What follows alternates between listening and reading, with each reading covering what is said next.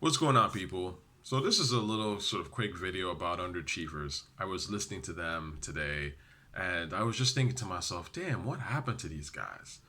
Now, their name, well, that's why you gotta be very careful about the kind of name that you put out there. We've seen that with Pop Smoke, and, well, the dude got popped and smoked. So, like, Underachievers, you're underachieving? I don't know. I'm not trying to clown anybody or clown dude, but at the end of the day, you got to be careful about what you kind of put out there.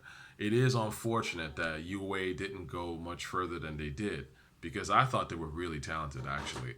I thought both of them could rap. Clearly, both of them could rap. And Mr. Bristol, their producer, had some phenomenal beats. He had a couple of them.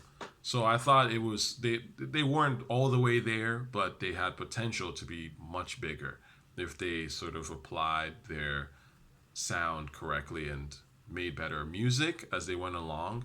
But it didn't happen.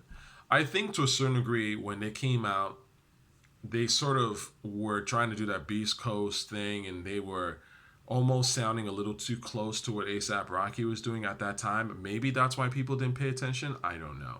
Even though their sound, even though you could see it's influenced by Rocky to a certain degree, it really is quite different.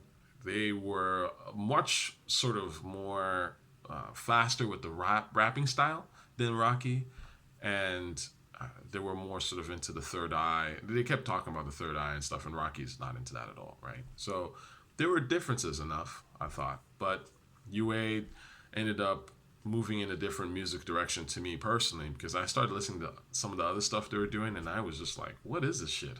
Like, this is not even remotely hot. And what happened to Mr. Bristol? I was a big fan of Mr. Bristol. I mean, the beats he did for Root of All Evil and Tated were insane. And I was trying to get more Mr. Bristol shit, and I couldn't get more Mr. Bristol stuff. Or maybe Mr. Bristol switched the sound up. I don't know. But at some point, I just stopped listening to these guys, and they just disappeared off the radar. But I do think it's unfortunate because their first project, Indigoism, is very underrated. I think they have two songs that are better than just about anything I've ever heard from Kendrick or J. Cole or whoever you want to put on this phony pedestal that hip hop loves to put people on. Those guys could rap. Listen to Issa Dash's first, or his first verse actually, but it's the actual second verse on Root of All Evil. He goes off. The talent's there, man. So, anyway, if you're a UA fan, tell me what happened. Why did these guys not sort of achieve as much as they could have?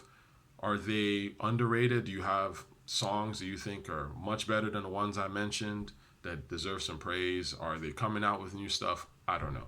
Let me know.